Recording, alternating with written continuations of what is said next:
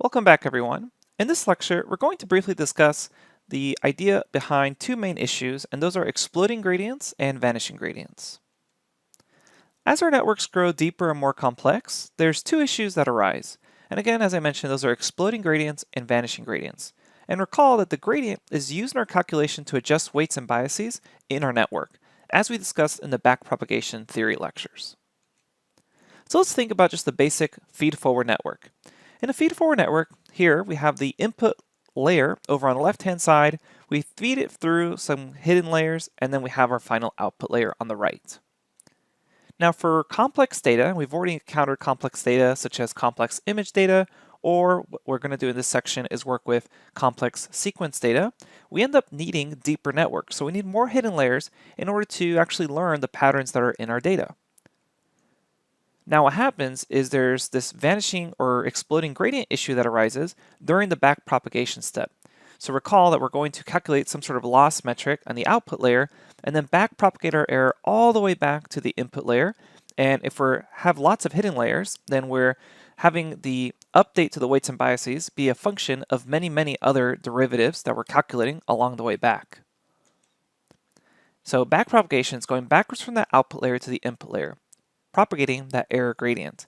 And for deeper networks, the issues can arise from backpropagation. And again, those are vanishing and exploding gradients. So as you go back to those lower layers, closer to that input layer, the gradients are often actually getting smaller. So a vanishing gradient is usually the more common problem, although they can technically explode on the way back. But as you're typically going back and back closer to those input layers, those gradients are getting smaller, and eventually what happens is they're so small by the time you get to the input layer that the weights never really change that much at those lower input levels. And that's actually a big problem because we want to be able to detect large basic patterns in our data right up close to that input layer, and have the deeper layers focus on smaller details or smaller patterns. And again, the opposite can also occur, that the gradients end up exploding on the way back, causing these issues. So let's discuss why this is actually occurring and how we can fix it. And then in the next lecture, we'll discuss how these issues specifically affect the recurrent neural networks and how we can use the long short-term memory unit and gated recurrent unit to also fix this. To understand why this is actually happening, let's take a look at a really common activation function, such as the sigmoid activation function.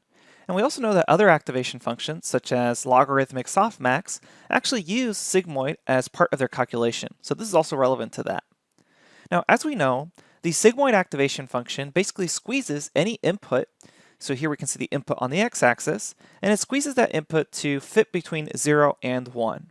However, let's take a closer look at what happens when your input starts to get further away from 0. The further away your input is from 0, the rate of change in the sigmoid function is actually decreasing rapidly.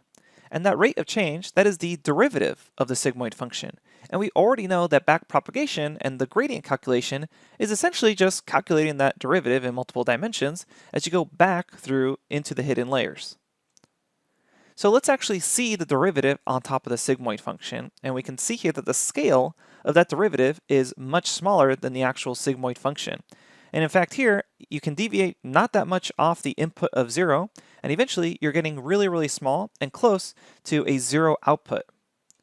So what ends up happening is when you're dealing with n number of hidden layers, you end up using an activation function like the sigmoid function, which ends up resulting in you have n number of small derivatives being multiplied together, and by the time you're really close to the input layer, that gradient could decrease exponentially as we propagate down.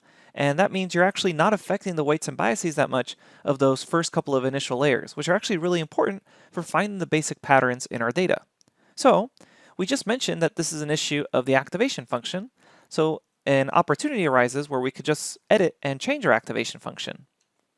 So we could use different activation functions, and we can use the rectified linear unit, which doesn't actually saturate those larger positive values.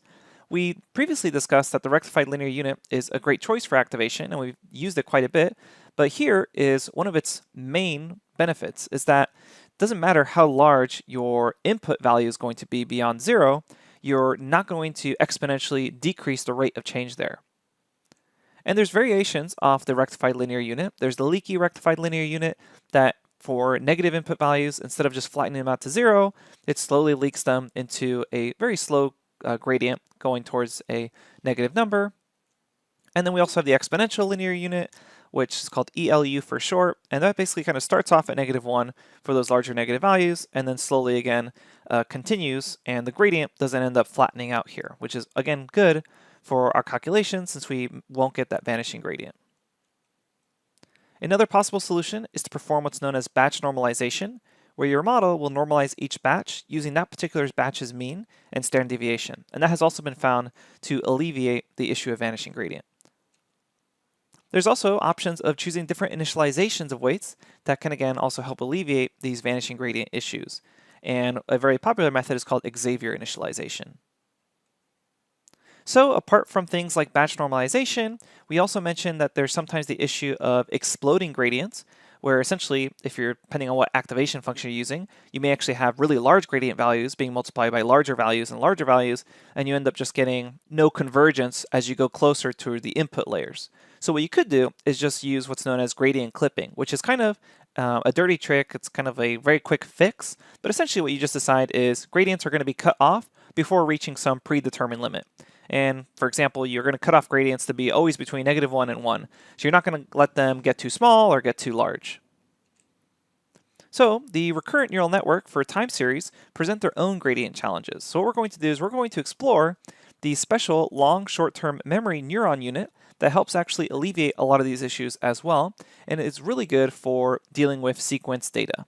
So in the next lecture, let's go ahead and discuss this very special neuron that's very popular for recurrent neural networks, which is the long short-term memory, or LSTM, neuron unit.